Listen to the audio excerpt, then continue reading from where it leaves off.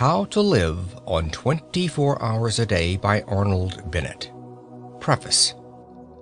This preface, though placed at the beginning, as a preface must be, should be read at the end of the book.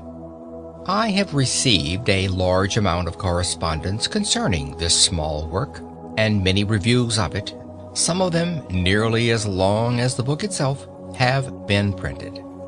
But scarcely any of the comment has been adverse.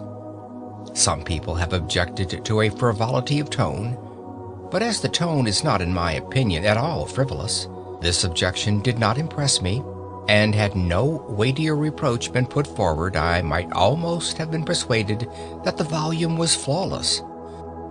A more serious stricture has, however, been offered, not in the press, but by sundry obviously sincere correspondents, and I must deal with it. A reference to page 43 will show that I anticipated and feared this disapprobation.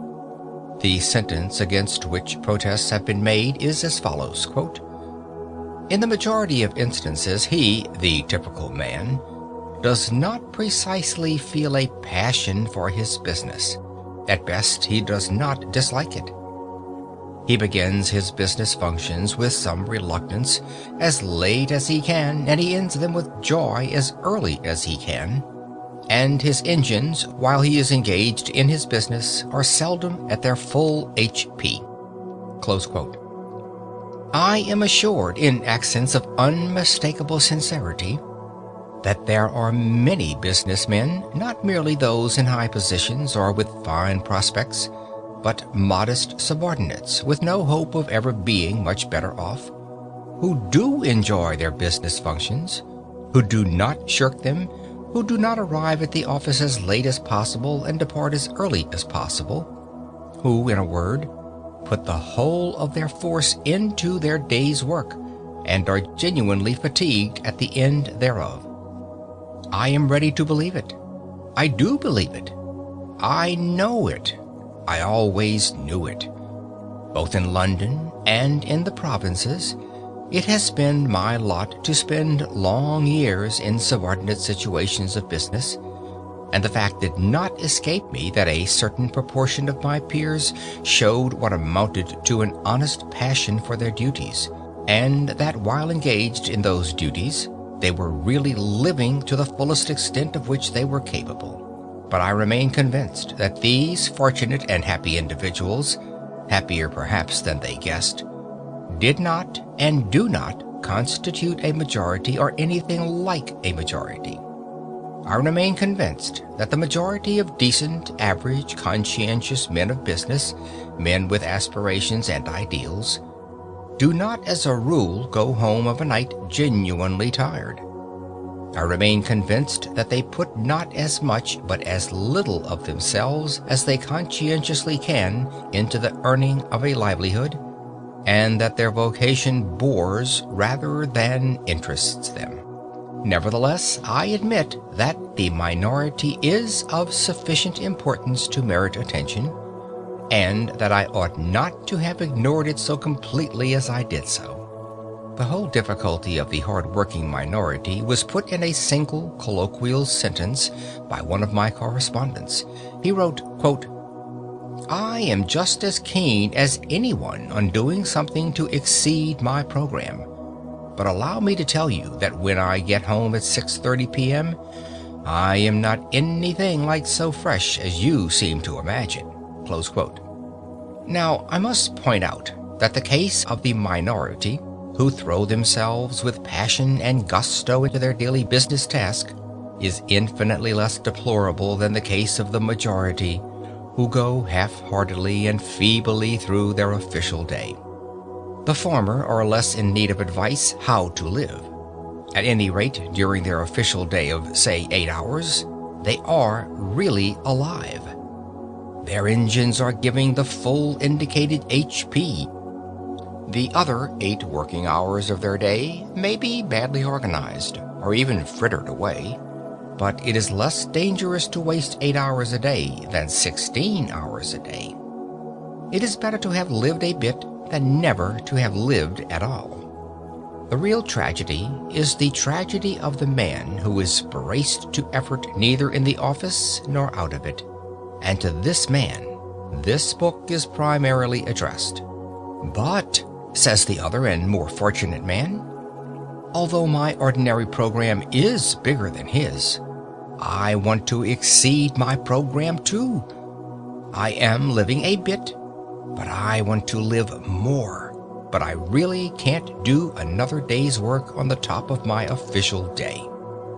The fact is, I, the author, ought to have foreseen that I should appeal most strongly to those who already had an interest in existence. It is always the man who has tasted life who demands more of it.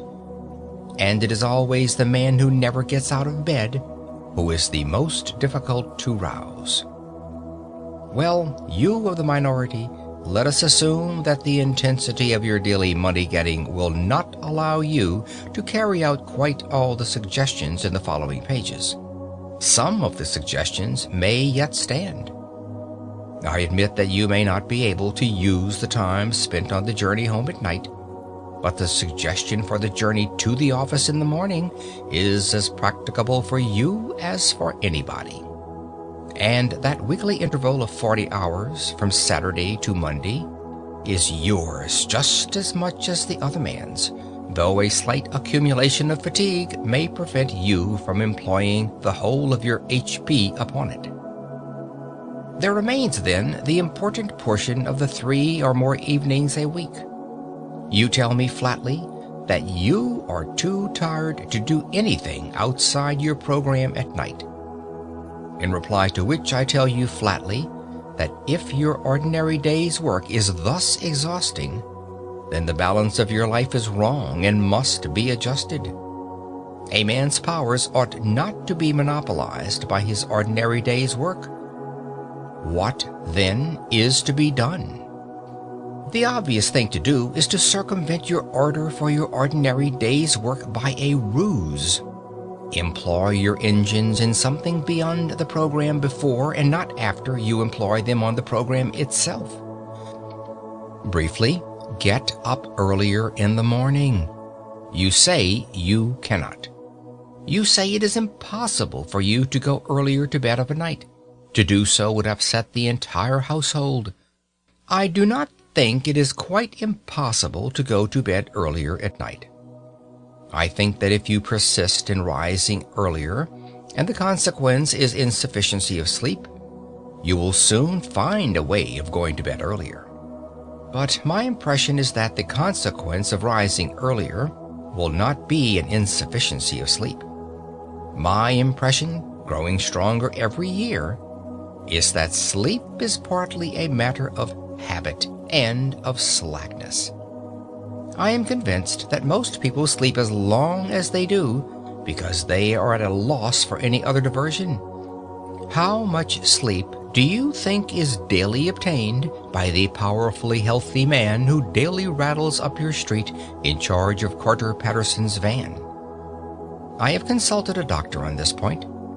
He is a doctor who, for 24 years, has had a large general practice in a large flourishing suburb of London, inhabited by exactly such people as you and me. He is a curt man, and his answer was curt. Most people sleep themselves stupid. He went on to give his opinion that 9 out of 10 men would have better health and more fun out of life if they spent less time in bed.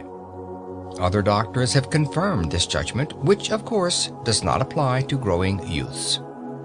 Rise an hour and a half, or even 2 hours earlier, and if you must, retire earlier when you can. In the matter of exceeding programs, you will accomplish as much in 1 morning hour as in 2 evening hours. But, you say, I couldn't begin without some food and servants. Surely, my dear sir, in an age when an excellent spirit lamp, including a saucepan, can be bought for less than a shilling, you are not going to allow your highest welfare to depend upon the precarious immediate cooperation of a fellow creature. Instruct the fellow creature, whoever she may be, at night. Tell her to put a tray in a suitable position overnight. On that tray, 2 biscuits, a cup and saucer, a box of matches, and a spirit lamp. On the lamp, the saucepan, on the saucepan, the lid, but turned the wrong way up. On the reversed lid, the small teapot containing a minute quantity of tea leaves.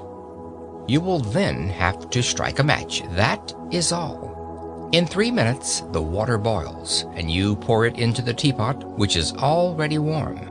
In 3 more minutes, the tea is infused. You can begin your day while drinking it. These details may seem trivial to the foolish, but to the thoughtful they would not seem trivial. The proper, wise balancing of one's whole life may depend upon the feasibility of a cup of tea at an unusual hour. End of preface. Chapter 1, The Daily Miracle. Yes, he's one of those men that don't know how to manage. Good situation, regular income, quite enough for luxuries as well as needs. Not really extravagant, and yet the fellow's always in difficulties. Somehow he gets nothing out of his money. Excellent flat, half empty. Always looks as if he's had the brokers in. New suit, old hat. Magnificent necktie, baggy trousers. Asks you to dinner, cut glass, bad mutton, or Turkish coffee, cracked cup. He can't understand it. Explanation simply is that he fritters his income away. Wish I had the half of it. I'd show him. So, we have most of us criticized at one time or another in our superior way. We are nearly all chancellors of the exchequer. It is the pride of the moment. Newspapers are full of articles explaining how to live on such and such a sum, and these articles provoke a correspondence whose violence proves the interest they excite. Recently, in a daily organ, a battle raged round the question whether a woman can exist nicely in the country on £85 a year. I have seen an essay, How to Live on 8 shillings a Week, but I have never seen an essay, How to Live on 24 hours a day. Yet it has been said that time is money. That proverb understates the case. Time is a great deal more than money. If you have time, you can obtain money, usually. But though you have the wealth of a cloakroom attendant at the Carlton Hotel, you cannot buy yourself a minute more time than I have, or the cat by the fire has. Philosophers have explained space. They have not explained time. It is the inexplicable raw material of everything. With it, all is possible.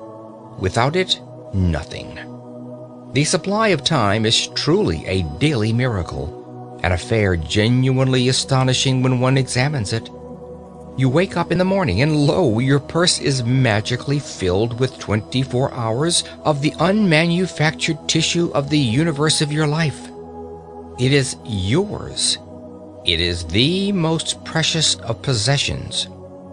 A highly singular commodity showered upon you in a manner as singular as the commodity itself. For remark, no one can take it from you. It is unstealable, and no one receives either more or less than you receive. Talk about an ideal democracy. In the realm of time, there is no aristocracy of wealth, and no aristocracy of intellect. Genius is never rewarded by even an extra hour a day, and there is no punishment.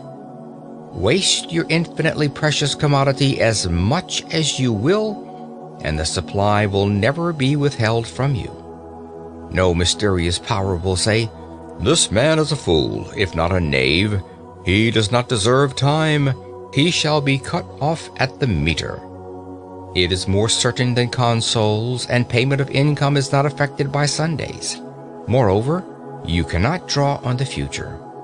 impossible to get into debt. You can only waste the passing moment. You cannot waste tomorrow. It is kept for you. You cannot waste the next hour. It is kept for you. I said the affair was a miracle. Is it not? You have to live on 24 hours of daily time. Out of it, you have to spin health, pleasure, money, content, respect, and the evolution of your immortal soul. Its right use, its most effective use, is a matter of the highest urgency and of the most thrilling actuality. All depends on that. Your happiness, the elusive prize that you are clutching for, my friends, depends on that. Strange that the newspapers, so enterprising and up-to-date as they are not full of how to live on a given income of time instead of how to live on a given income of money. Money is far commoner than time. When one reflects, one perceives that money is just about the commonest thing there is. It encumbers the earth in gross heaps. If one can't contrive to live on a certain income of money, one earns a little more, or steals it, or advertises for it. One doesn't necessarily muddle one's life because one can't quite manage on £1,000 a year. One braces the muscles and makes it guineas and balances the budget. But if one cannot arrange that an income of 24 hours a day shall exactly cover all proper items of expenditure, one does muddle one's life definitely. The supply of time, though gloriously regular, is cruelly restricted. Which of us lives on 24 hours a day? And when I say lives, I do not mean exists, nor muddles through. Which of us is free from that uneasy feeling that the great spending departments of his daily life are not managed as they ought to be? Which of us is quite sure that his fine suit is not surmounted by a shameful hat, or that in attending to the crockery he has forgotten the quality of the food? Which of us is not saying to himself, which of us has not been saying to himself all his life, I shall alter that when I have a little more time? We never shall have any more time. We have, and we have always had all the time there is. It is the realization of this profound and neglected truth, which, by the way, I have not discovered, that has led me to the minute practical examination of daily time expenditure. End of Chapter 1. Chapter 2. The Desire to Exceed One's Program. But, someone may remark with the English disregard of everything except the point, what is he driving at with his 24 hours a day? I have no difficulty in living on 24 hours a day. I do all that I want to do and still find time to go in for newspaper competitions. Surely it is a simple affair, knowing that one has only 24 hours a day, to content oneself with 24 hours a day. To you, my dear sir, I present my excuses and apologies. You are precisely the man that I have been wishing to meet for about 40 years. Will you kindly send me your name and address and state your charge for telling me how you do it? Instead of me talking to you, you ought to be talking to me. Please come forward. That you exist, I am convinced, and that I have not yet encountered you is my loss.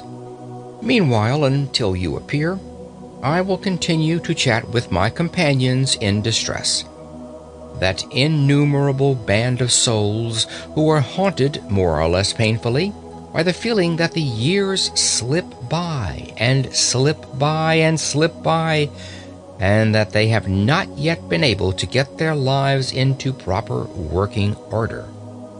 If we analyze that feeling, we shall perceive it to be, primarily, one of uneasiness, of expectation, of looking forward, of aspiration. It is a source of constant discomfort, for it behaves like a skeleton at the feast of all our enjoyments. We go to the theater and laugh, but between the acts, it raises a skinny finger at us.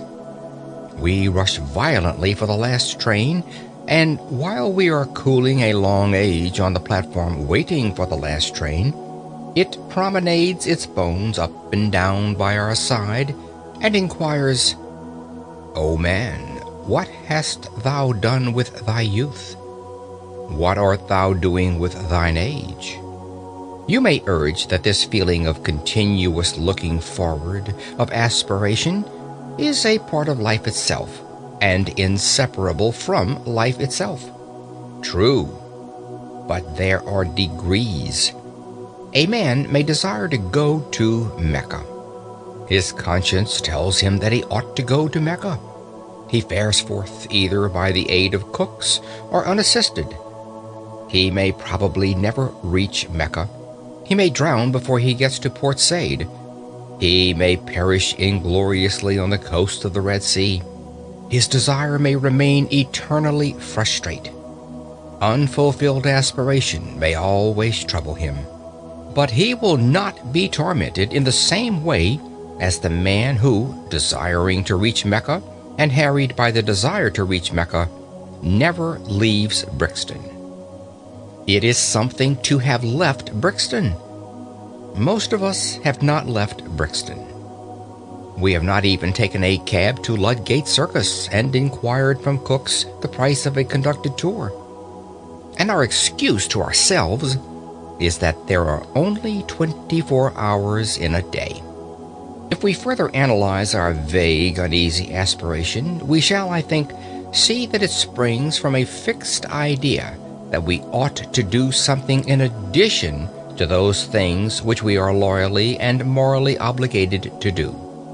We are obliged by various codes, written and unwritten, to maintain ourselves and our families, if any, in health and comfort, to pay our debts, to save, to increase our prosperity by increasing our efficiency. A task sufficiently difficult, a task which very few of us achieve, a task often beyond our skills, yet if we succeed in it, as we sometimes do, we are not satisfied. The skeleton is still with us. And even when we realize that the task is beyond our skill, that our powers cannot cope with it, we feel that we should be less discontented if we gave to our powers, already overtaxed, something still further to do. And such is indeed the fact. The wish to accomplish something outside their formal program is common to all men who, in the course of evolution, have risen past a certain level. Until an effort is made to satisfy that wish, the sense of uneasy waiting for something to start which has not started will remain to disturb the peace of the soul. That wish has been called by many names. It is one form of the universal desire for knowledge, and it is so strong that men whose whole lives have been given to the systematic acquirement of knowledge have been driven by it to overstep the limits of their program in search of still more knowledge. Even Herbert Spencer, in my opinion the greatest mind that ever lived, was often forced by it into agreeable little backwaters of inquiry. I imagine that in the majority of people who are conscious of the wish to live, that is to say, people who have intellectual curiosity, the aspiration to exceed formal programs takes a literary shape. They would like to embark on a course of reading. Decidedly, the British people are becoming more and more literary. But I would point out that literature by no means comprises the whole field of knowledge, and that the disturbing thirst to improve oneself, to increase one's knowledge, may well be slaked quite apart from literature. With the various ways of slaking I shall deal later. Here I merely point out to those who have no natural sympathy with literature that literature is not the only well. End of Chapter 2. Chapter 3. Precautions Before Beginning. Now that I have succeeded, if succeeded I have, in persuading you to admit to yourself that you are constantly haunted by a suppressed dissatisfaction with your own arrangement of your daily life, and that the primal cause of that inconvenient dissatisfaction is the feeling that you are every day leaving undone something which you would like to do, and which indeed you are always hoping to do when you have more time. And now that I have drawn your attention to the glaring, dazzling truth that you never will have more time, since you already have all the time there is, you expect me to let you into some wonderful secret by which you may at any rate approach the ideal of a perfect arrangement of the day, and by which, therefore, that haunting, unpleasant, daily disappointment of things left undone will be got rid of.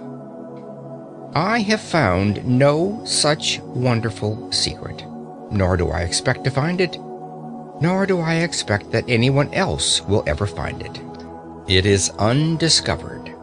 When you first began to gather my drift, perhaps there was a resurrection of hope in your breast. Perhaps you said to yourself, "This man will show me an easy, unfatiguing way of doing what I have so long in vain wished to do." Alas, no. The fact is that there is no easy way, no royal road. The path to Mecca is extremely hard and stony, and the worst of it is that you never quite get there after all.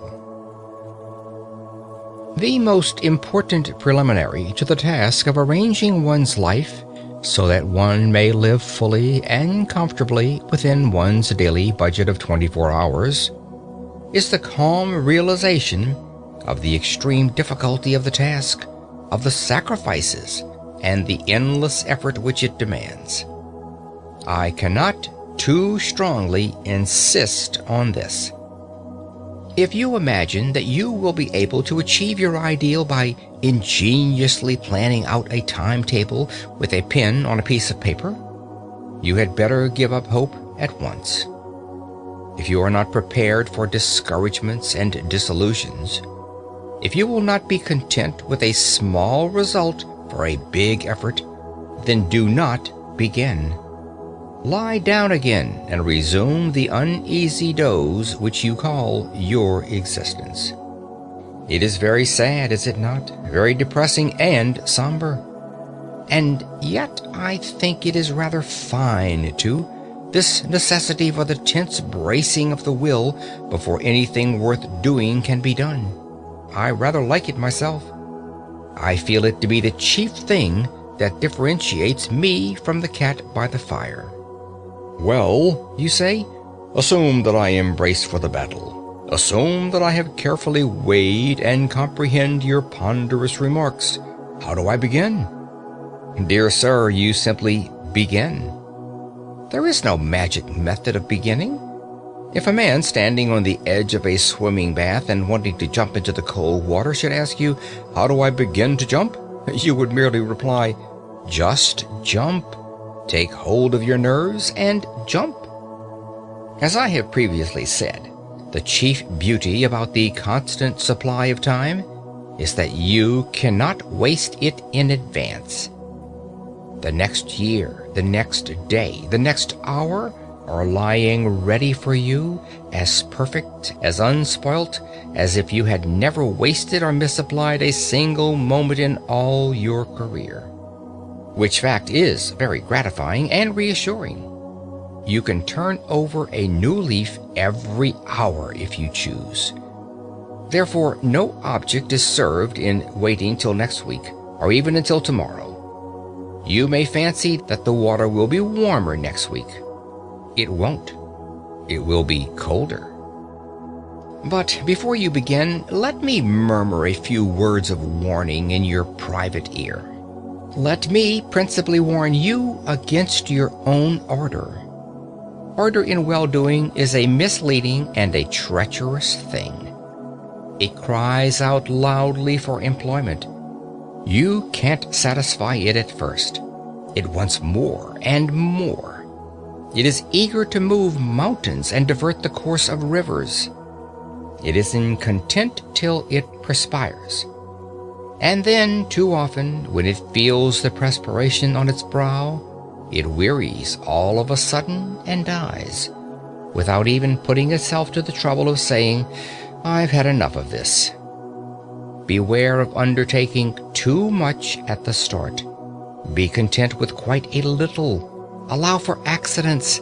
Allow for human nature, especially your own. A failure or so in itself would not matter if it did not incur a loss of self-esteem and of self-confidence. But just as nothing succeeds like success, so nothing fails like failure. Most people who are ruined by attempting too much. Therefore, in setting out on the immense enterprise of living fully and comfortably within the narrow limits of 24 hours a day, let us avoid at any cost the risk of an early failure. I will not agree that, in this business at any rate, a glorious failure is better than a petty success. I am all for the petty success. A glorious failure leads to nothing. A petty success may lead to a success that is not petty. So let us begin to examine the budget of a day's time. You say your day is already full to overflowing. How? You actually spend in earning your livelihood how much? 7 hours on the average? And in actual sleep, 7? I will add 2 hours and be generous. And I will defy you to account to me on the spur of the moment for the other 8 hours. End of Chapter 3. Chapter 4. The Cause of the Troubles. In order to come to grips at once with the question of time expenditure in all its actuality, I must choose an individual case for examination. I can only deal with one case, and that case cannot be the average case, because there is no such case as the average case, just as there is no such man as the average man. Every man and every man's case is special. But if I take the case of a Londoner who works in an office, whose office hours are from 10 to 6, and who spends 15 minutes morning and night in traveling between his house door and his office door, I shall have got as near to the average as facts permit. There are men who have to work longer for a living, but there are others who do not have to work so long. Fortunately, the financial side of existence does not interest us here. For our present purpose, the clerk at £1 a week is exactly as well off as the millionaire in Carlton House Terrace. Now, the great and profound mistake which my typical man makes in regard to his day is a mistake of general attitude, a mistake which vitiates and weakens 2/3 of his energies and interests. In the majority of instances, he does not precisely feel a passion for his business. At best, he does not dislike it. He begins his business functions with reluctance as late as he can, and he ends them with joy as early as he can. And his engines, while he is engaged in his business, are seldom at their full HP. I know that I shall be accused by angry readers of traducing the city worker, but I am pretty thoroughly acquainted with the city, and I stick to what I say.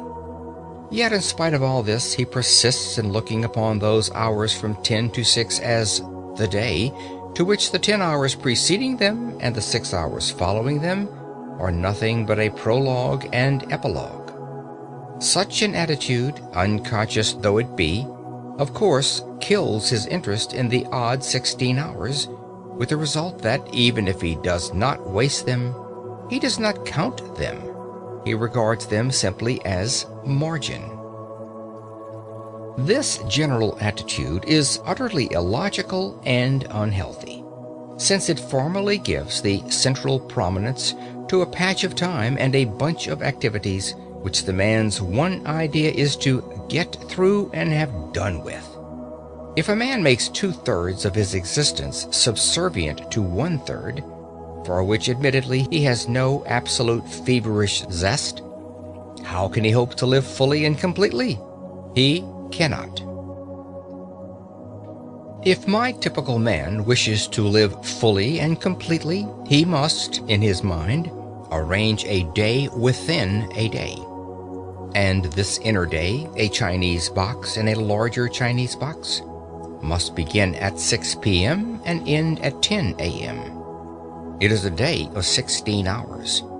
And during all these 16 hours, he has nothing whatever to do but cultivate his body and his soul and his fellow men. During those 16 hours, he is free. He is not a wage earner. He is not preoccupied with monetary cares. He is just as good as a man with a private income. This must be his attitude. And his attitude is all important. His success in life, much more important than the amount of estate upon what his executors will have to pay estate duty, depends on it. What? You say that full energy given to those 16 hours will lessen the value of the business 8? Not so. On the contrary, it will assuredly increase the value of the business 8. One of the chief things which my typical man has to learn is that the mental faculties are capable of a continuous hard activity. They do not tire like an arm or a leg. All they want is change, not rest, except in sleep. I shall now examine the typical man's current method of employing the 16 hours that are entirely his, beginning with his uprising. I will merely indicate things which he does and which I think he ought not to do, postponing my suggestions for planting the times which I shall have cleared, as a settler clears spaces in a forest. In justice to him, I must say that he wastes very little time before he leaves the house in the morning at 9:10. In too many houses he gets up at 9, breakfasts between 9:07 and 9:30, and then bolts. But immediately he bangs the front door, his mental faculties, which are tireless, become idle. He walks to the station in a condition of mental coma. Arrived there, he usually has to wait for the train. On hundreds of suburban stations every morning, you see men calmly strolling up and down platforms while railway companies unblushingly rob them of time, which is more than money. Hundreds of thousands of hours are thus lost every day simply because my typical man thinks so little of time that it has never occurred to him to take quite easy precautions against the risk of its loss. He has a solid coin of time to spend every day, call it a sovereign. He must get change for it, and in getting change he is content to lose heavily. Supposing that in selling him a ticket the company said, "We will charge you a sovereign, but we will charge you 3 halfpence for doing so." What would my typical man exclaim?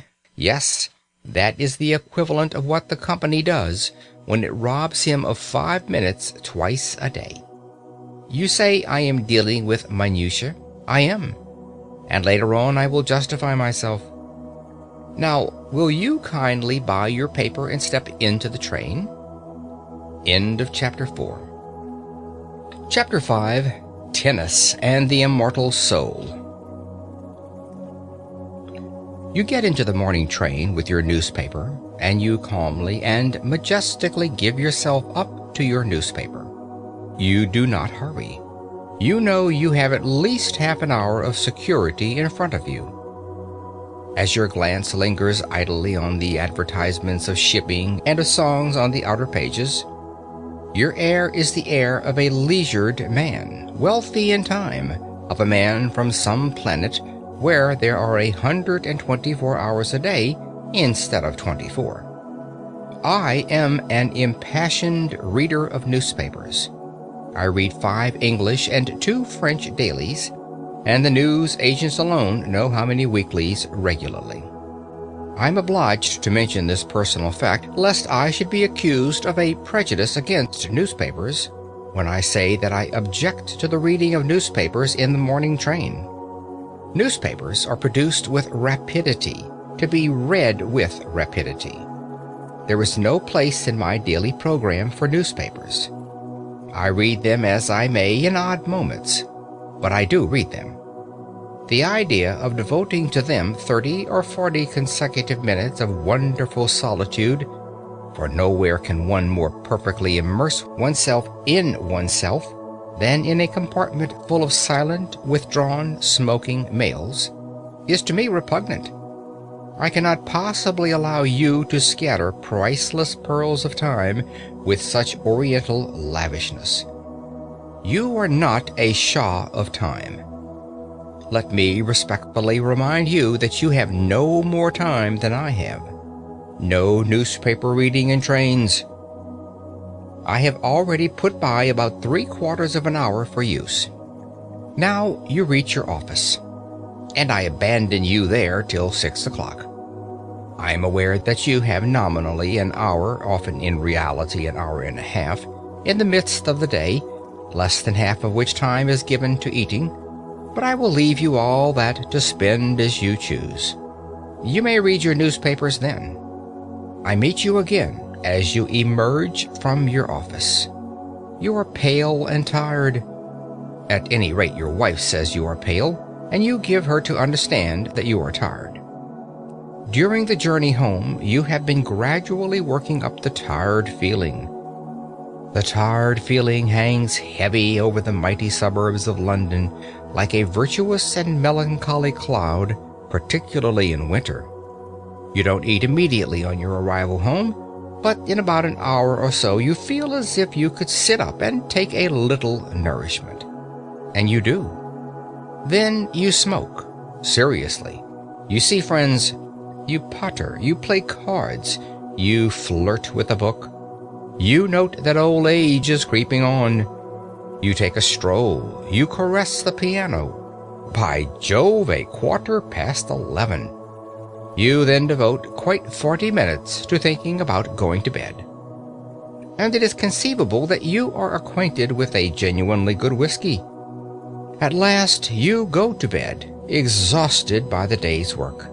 6 hours, probably more, have gone since you left the office. Gone like a dream, gone like magic, unaccountably gone. That is a fair sample case. But you say, it's all very well for you to talk. A man is tired. A man must see his friends. He can't always be on the stretch. Just so. But when you arrange to go to the theater, especially with a pretty woman, what happens? You rush to the suburbs. You spare no toil to make yourself glorious in fine raiment.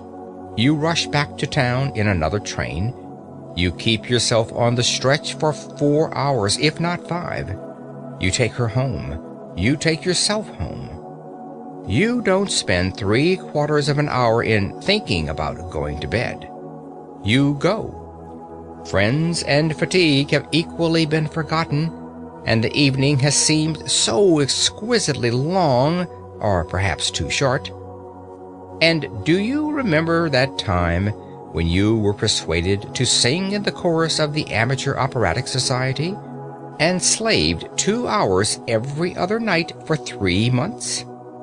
Can you deny that when you have something definite to look forward to at evening tide, something that is to employ all your energy, the thought of that something gives a glow and a more intense vitality to the whole day?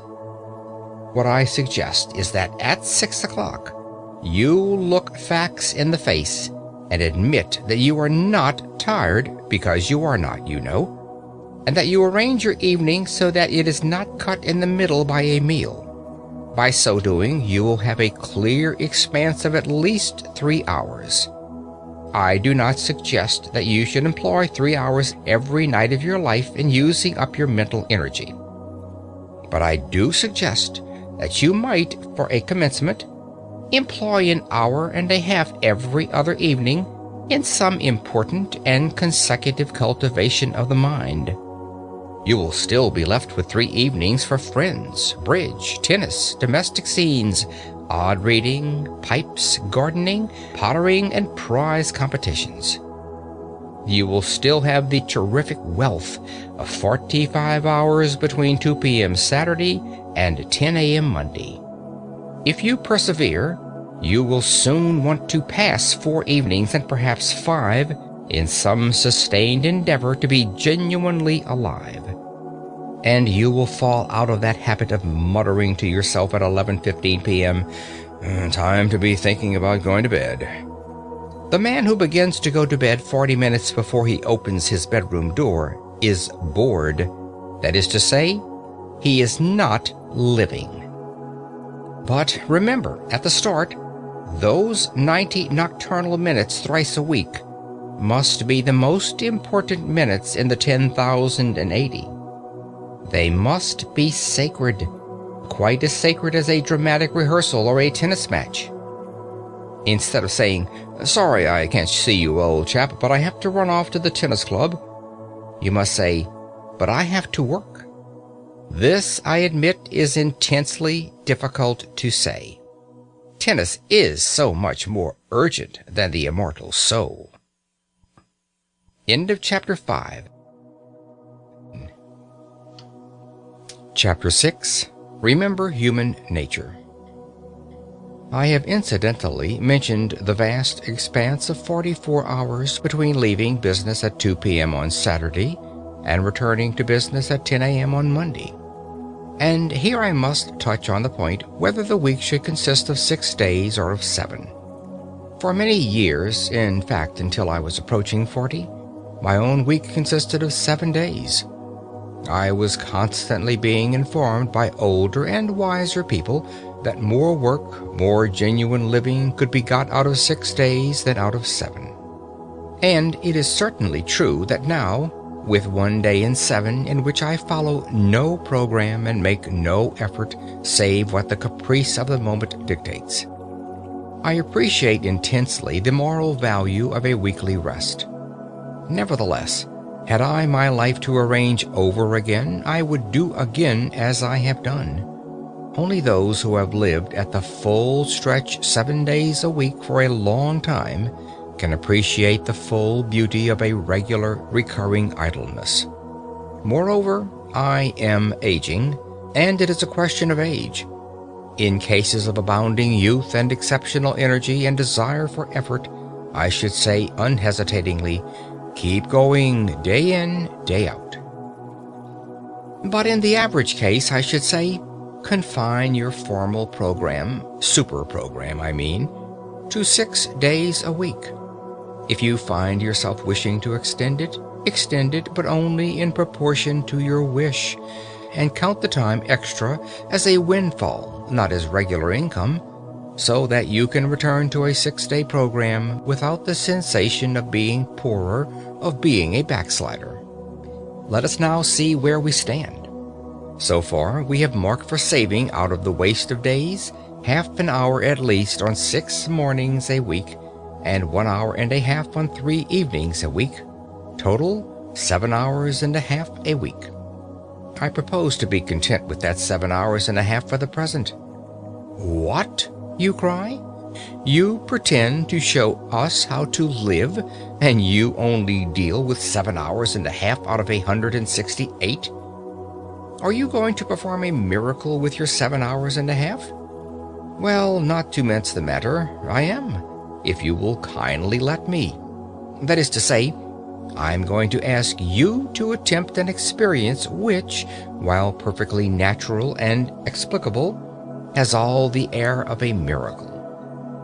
My contention is that the full use of those 7.5 hours will quicken the whole life of the week, add zest to it, and increase the interest which you feel in even the most banal occupations.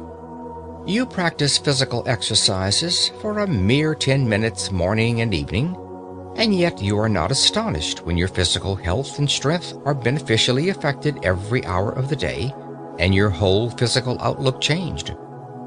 Why should you be astonished that an average of over an hour a day given to the mind should permanently and completely enliven the whole activity of the mind? More time might assuredly be given to the cultivation of oneself, and in proportion as the time was longer, the results would be greater. But I prefer to begin with what looks like a trifling effort. It is not really a trifling effort, as those will discover who have yet to essay it. To clear even 7 hours and a half from the jungle is passably difficult, for some sacrifice has to be made. One may have spent one's time badly, but one did spend it. One did do something with it, however ill-advised that something may have been. To do something else means a change of habits.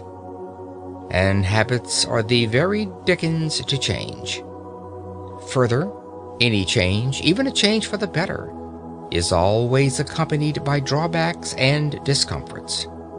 If you imagine that you will be able to devote 7 hours and a half a week to serious, continuous effort and still live your old life, you are mistaken. I repeat that some sacrifice and an immense deal of volition will be necessary. And it is because I know the difficulty. It is because I know the almost disastrous effect of failure in such an enterprise that I earnestly advise a very humble beginning. You must safeguard your self-respect. Self-respect is at the root of all purposefulness, and a failure in an enterprise deliberately planned deals a desperate wound at one's self-respect. Hence I iterate and reiterate. Start quietly, unostentatiously. When you have conscientiously given 7 hours and a half a week to the cultivation of your vitality for 3 months, then you may begin to sing louder and tell yourself what wondrous things you are capable of doing. Before coming to the method of using the indicated hours, I have one final suggestion to make. That is, as regards the evenings, to allow much more than an hour and a half in which to do the work of an hour and a half. Remember the chance of accidents. Remember human nature, and give yourself, say, from 9 to 11:30 for your task of 90 minutes. End of Chapter 6. Chapter 7. Controlling the Mind. People say, one can't help one's thoughts. But one can. The control of the thinking machine is perfectly possible. And since nothing whatever happens to us outside our own brain, since nothing hurts us or gives us pleasure except within the brain, the supreme importance of being able to control what goes on in that mysterious brain is patent. The idea is one of the oldest platitudes, but it is a platitude whose profound truth and urgency most people live and die without realizing. People complain of the lack of power to concentrate, not witting that they may acquire the power if they choose. And without the power to concentrate, that is to say, without the power to dictate to the brain its task and to ensure obedience, true life is impossible. Mind control is the first element of a full existence. Hence, it seems to me, the first business of the day should be to put the mind through its paces. You look after your body inside and out. You run grave danger in hacking hairs off your face. You employ a whole army of individuals, from the milkman to the pig killer, to enable you to bribe your stomach into decent behavior. Why not devote a little attention to the far more delicate machinery of the mind, especially as you will require no extraneous aid? It is for this portion of the art and craft of living that I have reserved the time from the moment of quitting your door to the moment of arriving at your office. What? Am I to cultivate my mind in the street, on the platform, in the train, And in the crowded street again? Precisely. Nothing simpler, no tools required, not even a book. Nevertheless, the affair is not easy. When you leave your house, concentrate your mind on a subject, no matter what, to begin with. You will not have gone 10 yards before your mind has skipped away under your very eyes and is larking round the corner with another subject. Bring it back by the scruff of the neck. Ere you have reached the station, you will have brought it back about 40 times. Do not despair. Continue. Keep it up. You will succeed. You cannot by any chance fail if you persevere. It is idle to pretend that your mind is incapable of concentration. Do you remember that morning when you received a disquieting letter which demanded a very carefully worded answer? How you kept your mind steadily on the subject of the answer, without a second's intermission, until you reached your office, whereupon you instantly sat down and wrote the answer? That was a case in which you were roused by circumstances to such a degree of vitality that you were able to dominate your mind like a tyrant. You would have no trifling. You insisted that its work should be done, and its work was done. By the regular practice of concentration, as to which there is no secret, save the secret of perseverance, you can tyrannize over your mind, which is not the highest part of you, every hour of the day and in no matter what place. The exercise is a very convenient one. If you get into your morning train with a pair of dumbbells for your muscles or an encyclopedia in 10 volumes for your learning, you would probably excite remark. But as you walk in the street or sit in the corner of the compartment behind a pipe or strap hang on the subterranean, who is to know that you are engaged in the most important of daily acts? What asinine bore can laugh at you? I do not care what you concentrate on so long as you concentrate. It is the mere disciplining of the thinking machine that counts. But still, you may as well kill 2 birds with 1 stone and concentrate on something useful. I suggest, it is only a suggestion, a little chapter of Marcus Aurelius or Epictetus. Do not, I beg, shy at their names. For myself, I know nothing more actual, more bursting with plain common sense, applicable to the daily life of plain persons like you and me, who hate airs, pose, and nonsense, than Marcus Aurelius or Epictetus. Read a chapter, and so short they are, the chapters, in the evening, and concentrate on it the next morning. You will see. Yes, my friend, it is useless for you to try to disguise the fact. I can hear your brain like a telephone at my ear. You are saying to yourself, "This fellow was doing pretty well up to his 7th chapter. He had begun to interest me faintly, but what he says about thinking in trains and concentration and so on is not for me. It may be well enough for some folks, but it isn't in my line." It is for you, I passionately repeat. It is for you. Indeed, you are the very man I am aiming at. Throw away the suggestion, and you throw away the most precious suggestion that was ever offered to you. It is not my suggestion. It is the suggestion of the most sensible, practical, hard-headed men who have walked the earth. I only give it to you at second hand. Try it. Get your mind in hand and see how the process cures half the evils of life, especially worry, that miserable, avoidable, shameful disease, worry. End of Chapter 7. Chapter 8. The Reflective Mood.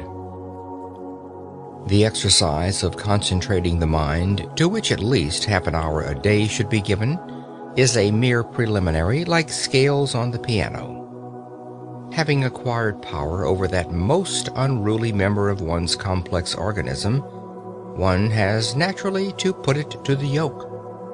useless to possess an obedient mind unless one profits in the furthest possible degree by its obedience. A prolonged primary course of study is indicated. Now, as to what this course of study should be, there cannot be any question. There never has been any question.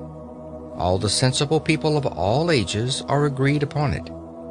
And it is not literature, nor is it any other art, nor is it history, nor is it any science. It is the study of one's self. Man, know thyself. These words are so hackneyed that verily I blush to write them, yet they must be written, for they need to be written. I take back my blush, being ashamed of it. Man, know thyself. I say it out loud.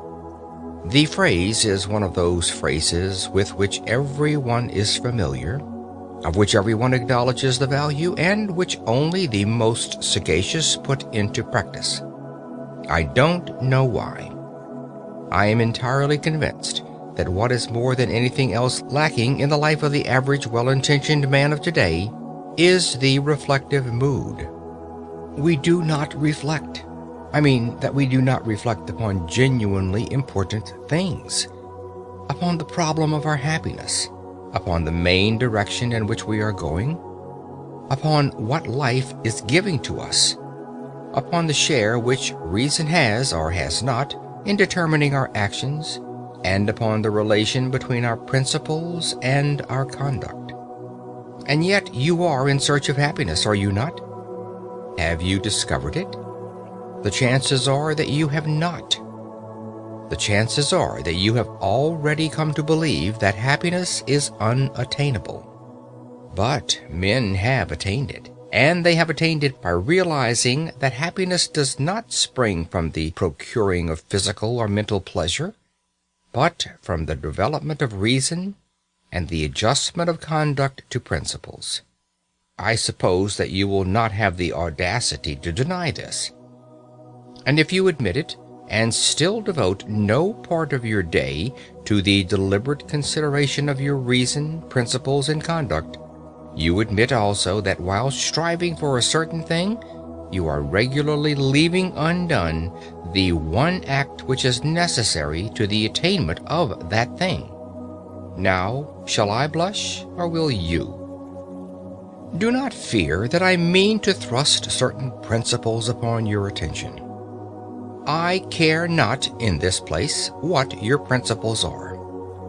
Your principles may induce you to believe in the righteousness of burglary. I don't mind. All I urge is that a life in which conduct does not fairly well accord with principles is a silly life, and that conduct can only be made to accord with principles by means of daily examination, reflection, and resolution. What leads to the permanent sorrowfulness of burglars is that their principles are contrary to burglary.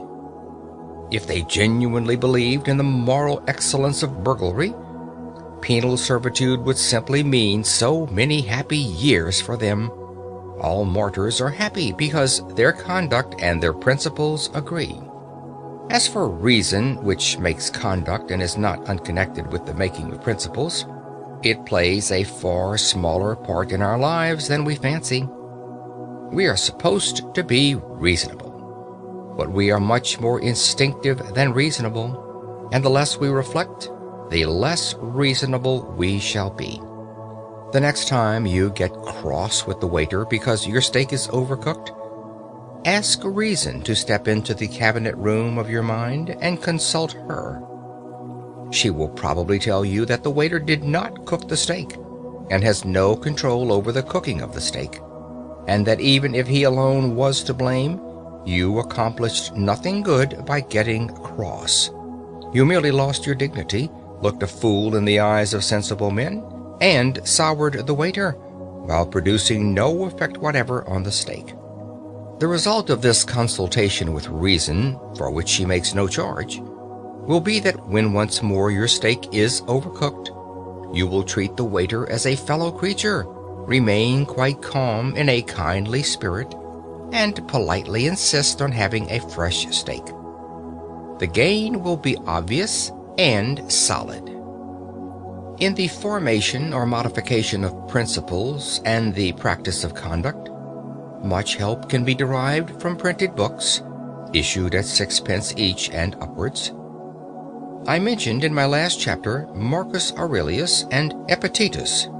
Certain even more widely known works will occur at once to the memory. I may also mention Pascal, La Bruyère, and Emerson. For myself, you do not catch me traveling without my Marcus Aurelius. But reading of books will not take the place of a daily, candid, honest examination of what one has recently done and what one is about to do, of a steady looking at oneself in the face, disconcerting though the sight may be. When shall this important business be accomplished? The solitude of the evening journey home appears to me to be suitable for it. A reflective mood naturally follows the exertion of having earned the day's living. Of course, if instead of attending to an elementary and profoundly important duty, you prefer to read the paper, which you might just as well read while waiting for your dinner, I have nothing to say. But attend to it some time of the day you must. I now come to the evening hours. End of Chapter 8. Chapter 9. Interest in the Arts. Many people pursue a regular and uninterrupted course of idleness in the evenings because they think that there is no alternative to idleness but the study of literature, and they do not happen to have a taste for literature. This is a great mistake. Of course, it is impossible, or at any rate very difficult, properly to study anything whatever without the aid of printed books. But if you desire to understand the deeper depths of bridge or of boat sailing, you would not be deterred by your lack of interest in literature from reading the best books on bridge or boat sailing. We must, therefore, distinguish between literature and books treating of subjects not literary. I shall come to literature in due course. Let me now remark to those who have never read Meredith and who are capable of being unmoved by a discussion as to whether Mr. Stephen Phillips is or is not a true poet, that they are perfectly within their rights. It is not a crime not to love literature. It is not a sign of imbecility. The mandarins of literature will order out to instant execution the unfortunate individual who does not comprehend, say, the influences of Wordsworth on Tennyson. But that is only their impudence. Where would they be, I wonder, if requested to explain the influences that went to make Tchaikovsky's pathetic symphony? There are enormous fields of knowledge quite outside literature, which will yield magnificent results to cultivators. For example, since I have just mentioned the most popular piece of high-class music in England today, I am reminded that the promenade concerts begin in August. You go to them, you smoke your cigar or cigarette, and I regret to say that you strike your matches during the soft bars of the Lohengrin Overture, and you enjoy the music. But you say you cannot play the piano or the fiddle or even the banjo, that you know nothing of music. What does that matter? That you have a genuine taste for music is proved by the fact that in order to fill his hall with you and your peers, the conductor is obliged to provide programs from which bad music is almost entirely excluded, a change from the old Covent Garden days. Now, surely your inability to perform the Maiden's Prayer on a piano need not prevent you from making yourself familiar with the construction of the orchestra to which you listen a couple of nights a week during a couple of months. As things are, you probably think of the orchestra as a heterogeneous mass of instruments producing a confused, agreeable mass of sound. You do not listen for details because you have never trained your ears to listen to details. If you were asked to name the instruments which play the great theme at the beginning of the C minor symphony, you could not name them for your life's sake. Yet you admire the C minor symphony. It has thrilled you. It will thrill you again. You have even talked about it in an expansive mood to that lady, you know whom I mean, and all you can positively state about the C minor symphony is that Beethoven composed it and that it is a jolly fine thing. Now, if you have read, say, Mr. Kriebel's How to Listen to Music, which can be got at any bookseller's for less than the price of a stall at the Alhambra, and which contains photographs of all the orchestral instruments and plans of the arrangement of orchestras, you would next go to a promenade concert with an astonishing intensification of interest in it. Instead of a confused mass, the orchestra would appear to you as what it is, a marvelously balanced organism whose various groups of members each have a different and an indispensable function.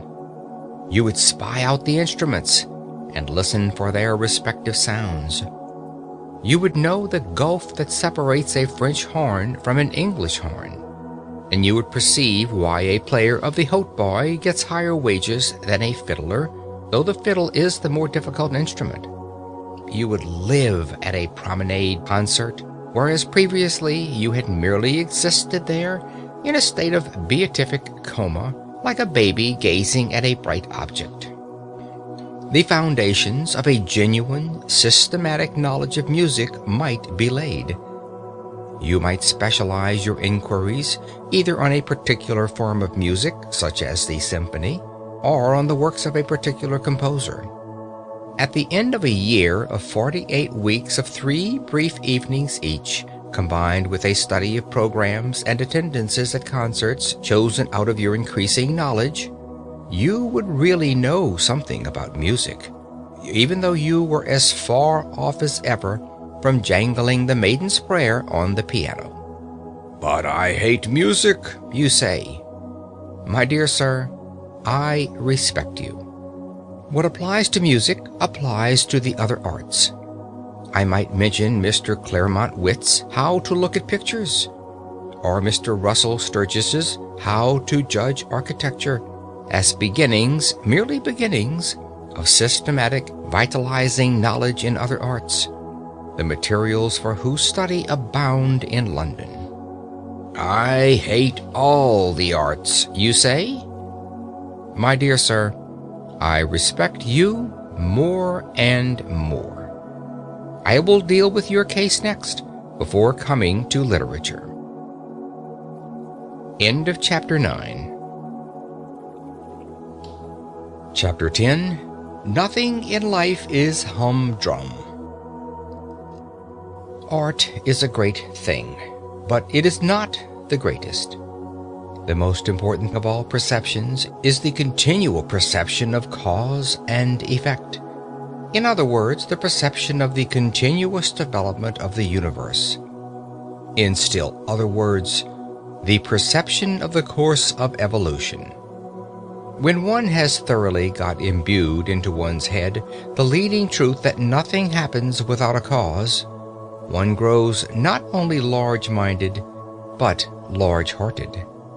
It is hard to have one's watch stolen, but one reflects that the thief of the watch became a thief from causes of heredity and environment which are as interesting as they are scientifically comprehensible, and one buys another watch, if not with joy, at any rate with a philosophy that makes bitterness impossible. One loses in the study of cause and effect that absurd air which so many people have of being always shocked and pained by the curiousness of life. Such people live amid human nature as if human nature were a foreign country full of awful foreign customs. But having reached maturity, one ought surely to be ashamed of being a stranger in a strange land. The study of cause and effect, while it lessens the painfulness of life, adds to life's picturesqueness. The man to whom evolution is but a name looks at the sea as a grandiose, monotonous spectacle, which he can witness in August for 3 shillings third-class return. The man who is imbued with the idea of development, of continuous cause and effect, perceives in the sea an element which in the day before yesterday of geology was vapor, which yesterday was boiling, and which tomorrow will inevitably be ice. He perceives that a liquid is merely something on its way to be solid, and he is penetrated by a sense of the tremendous, changeful picturesqueness of life. Nothing will afford a more durable satisfaction than the constantly cultivated appreciation of this. It is the end of all science. Cause and effect are to be found everywhere. Rents went up in Shepherd's Bush. It was painful and shocking that rents should go up in Shepherd's Bush.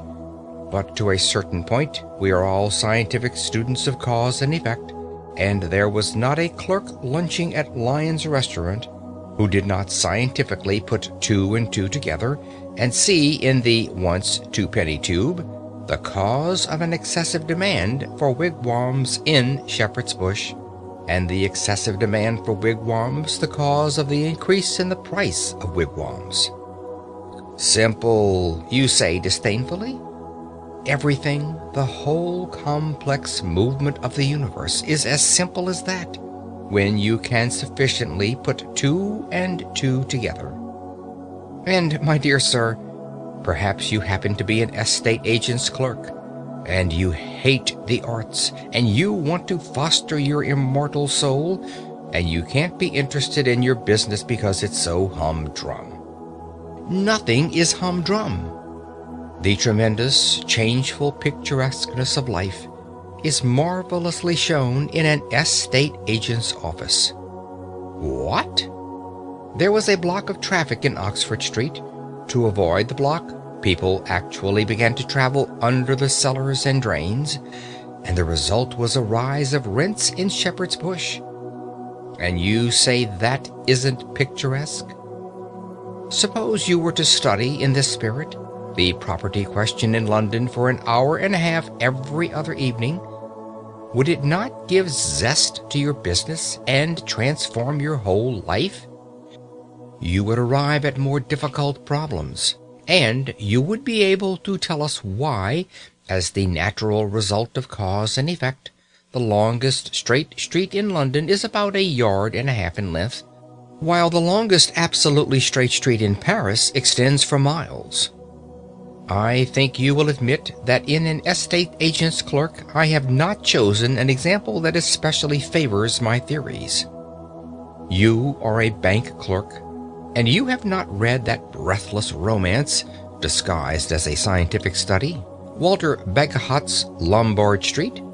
Ah, my dear sir, if you had begun with that, and followed it up for 90 minutes every other evening, how enthralling your business would be to you, and how much more clearly you would understand human nature.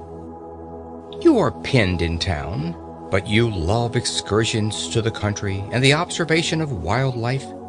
Certainly a heart-enlarging diversion. Why don't you walk out of your house door in your slippers to the nearest gas lamp of a night with a butterfly net and observe the wild life of common and rare moths that is beating about it, and coordinate the knowledge thus obtained and build a superstructure on it, and at last get to know something about something. You need not be devoted to the arts, not to literature, in order to live fully. The whole field of daily habit and scene is waiting to satisfy that curiosity which means life, and the satisfaction of which means an understanding heart. I promised to deal with your case, O man who hates art and literature, and I have dealt with it. I now come to the case of the person, happily very common, who does like reading. End of Chapter 10. Chapter 11. Serious Reading. Novels are excluded from serious reading, so that the man who, bent on self-improvement, has been deciding to devote 90 minutes 3 times a week to a complete study of the works of Charles Dickens will be well advised to alter his plans. The reason is not that novels are not serious. Some of the great literature of the world is in the form of prose fiction. The reason is that bad novels ought not to be read, and that good novels never demand any appreciable mental application on the part of the reader. It is only the bad parts of Meredith's novels that are difficult.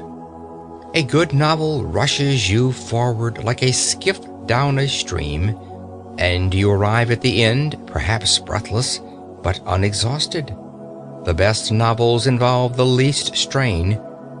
Now, in the cultivation of the mind, one of the most important factors is precisely the feeling of strain, of difficulty, of a task which one part of you is anxious to achieve and another part of you is anxious to shirk, and that feeling cannot be got in facing a novel. You do not set your teeth in order to read Anna Karenina. Therefore, though you should read novels, you should not read them in those 90 minutes. Imaginative poetry produces a far greater mental strain than novels. It produces probably the severest strain of any form of literature. It is the highest form of literature. It yields the highest form of pleasure and teaches the highest form of wisdom. In a word, there is nothing to compare with it. I say this with sad consciousness of the fact that the majority of people do not read poetry. I am persuaded that many excellent persons, if they were confronted with the alternatives of reading Paradise Lost and going round Trafalgar Square at noonday on their knees in sackcloth, would choose the ordeal of public ridicule. Still, I will never cease advising my friends and enemies to read poetry before anything. If poetry is what is called a sealed book to you, begin by reading Hazlitt's famous essay on the nature of poetry in general. It is the best thing of its kind in English, and no one who has read it can possibly be under the misapprehension that poetry is a medieval torture, or a mad elephant, or a gun that will go off by itself and kill at 40 paces. Indeed, it is difficult to imagine the mental state of the man who, after reading Hazlitt's essay, is not urgently desirous of reading some poetry before his next meal. If the essay so inspires you, I would suggest that you make a commencement with purely narrative poetry. There is an infinitely finer English novel written by a woman than anything by George Eliot or the Brontes or even Jane Austen, which perhaps you have not read. Its title is Aurora Leigh, and its author is E.B. Browning. It happens to be written in verse, and to contain a considerable amount of genuinely fine poetry. Decide to read that book through, even if you die for it. Forget that it is fine poetry. Read it simply for the story and the social ideas. And when you have done, ask yourself honestly whether you still dislike poetry. I have known more than one person to whom Aurora Leigh has been the means of proving that in assuming they hated poetry, they were entirely mistaken. Of course, if after Hazlitt, and such an experiment made in the light of Hazlitt, you are finally assured that there is something in you which is antagonistic to poetry, you must be content with history or philosophy. I shall regret it, yet not inconsolably. The decline and fall is not to be named in the same day with Paradise Lost, but it is a vastly pretty thing. And Herbert Spencer's First Principles simply laughs at the claims of poetry and refuses to be accepted as aught but the most majestic product of any human mind. I do not suggest that either of these works is suitable for a trio in mental strains. But I see no reason why any man of average intelligence should not, after a year of continuous reading, be fit to assault the supreme masterpieces of history or philosophy. The great convenience of masterpieces is that they are so astonishingly lucid. I suggest no particular work as a start. The attempt would be futile in the space of my command, but I have two general suggestions of a certain importance. The first is to define the direction and scope of your efforts. Choose a limited period, or a limited subject, or a single author. Say to yourself, I will know something about the French Revolution, or the rise of railroads, or the works of John Keats. And during a given period, to be settled beforehand, confine yourself to your choice. There is much pleasure to be derived from being a specialist. The second suggestion is to think as well as read. I know people who read, and for all the good it does them, they might just as well cut bread and butter. They take to reading as better men take to drink. They fly through the shires of literature on a motor car, their sole object being motion. They will tell you how many books they have read in a year. Unless you give at least 45 minutes to careful, fatiguing reflection, it is an awful bore at first, upon what you are reading. Your 90 minutes of a night are chiefly wasted. This means that your pace will be slow. Never mind. Forget the goal. Think only of the surrounding country, and after a period, perhaps when you least expect it, you will suddenly find yourself in a lovely town on a hill. End of Chapter 11. Chapter 12. Dangers to Avoid. I cannot terminate these hints, often I fear too didactic and abrupt, upon the full use of one's time to the great end of living as distinguished from vegetating, without briefly referring to certain dangers which lie in wait for the sincere aspirant towards life. The first is the terrible danger of becoming the most odious and least supportable of persons, a prig. Now, a prig is a pert fellow who gives himself airs of superior wisdom. A prig is a pompous fool who has gone out for a ceremonial walk and without knowing it has lost an important part of his attire, namely his sense of humor. A prig is a tedious individual who, having made a discovery, is so impressed by his discovery that he is capable of being gravely displeased because the entire world is not also impressed by it. Unconsciously, to become a prig is an easy and a fatal thing. Hence, when one sets forth on the enterprise of using all one's time, it is just as well to remember that one's own time and not other people's time is the material with which one has to deal. That the earth rolled on pretty comfortably before one began to balance a budget of the hours, and that it will continue to roll on pretty comfortably whether or not one succeeds in one's new role of Chancellor of the Exchequer of Time. It is as well not to chatter too much about what one is doing, and not to betray a too pained sadness at the spectacle of a whole world deliberately wasting so many hours out of every day, and therefore never really living. It will be found, ultimately, that in taking care of oneself, one has quite all one can do. Another danger is the danger of being tied to a program like a slave to a chariot. One's program must not be allowed to run away with one. It must be respected, but it must not be worshipped as a fetish. A program of daily employ is not a religion. This seems obvious. Yet I know men whose lives are a burden to themselves and a distressing burden to their relatives and friends simply because they have failed to appreciate the obvious. "Oh, no," I have heard the martyr's wife exclaim. "Arthur always takes the dog out for exercise at 8 o'clock, and he always begins to read at 8:45, so it's quite out of the question that we should," etc., etc. And the note of absolute finality in that plaintive voice reveals the unsuspected and ridiculous tragedy of a career. On the other hand, a program is a program, and unless it is treated with deference, it ceases to be anything but a poor joke.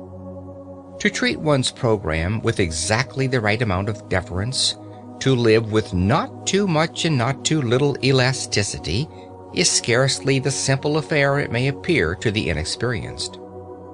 And still another danger is the danger of developing a policy of rush, of being gradually more and more obsessed by what one has to do next.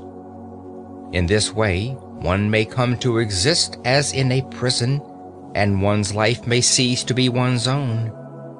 One may take the dog out for a walk at 8 o'clock and meditate the whole time on the fact that one must begin to read at 8:45 and that one must not be late. And the occasional, deliberate breaking of one's program will not help to mend matters. The evil springs not from persisting without elasticity in what one has attempted, but from originally attempting too much, from filling one's program till it runs over. The only cure is to reconstitute the program and to attempt less. But the appetite for knowledge grows by what it feeds on, and there are men who come to like a constant breathless hurry of endeavor. Of them it may be said that a constant breathless hurry is better than an eternal doze. In any case, if the program exhibits a tendency to be oppressive, and yet one wishes not to modify it, an excellent palliative is to pass with exaggerated deliberateness from one portion of it to another. For example, to spend 5 minutes in perfect mental quiescence between chaining up the St. Bernard and opening the book. In other words, to waste 5 minutes with the entire consciousness of wasting them. The last and chiefest danger which I would indicate is one to which I have already referred, the risk of a failure at the commencement of the enterprise. I must insist on it. A failure at the commencement may easily kill outright the newborn impulse toward a complete vitality, and therefore every precaution should be observed to avoid it. The impulse must not be overtaxed. Let the pace of the first lap be even absurdly slow, but let it be as regular as possible. And having once decided to achieve a certain task, achieve it at all costs of tedium and distaste. The gain in self-confidence of having accomplished a tiresome labor is immense. Finally, in choosing the first occupations of those evening hours, be guided by nothing whatever but your taste and natural inclination. It is a fine thing to be a walking encyclopedia of philosophy. But if you happen to have no liking for philosophy, and to have a like for the natural history of street cries, much better leave philosophy alone and take to street cries. End of chapter 12. End of How to Live on 24 Hours a Day by Arnold Bennett. This book recorded by Phil Chenevert.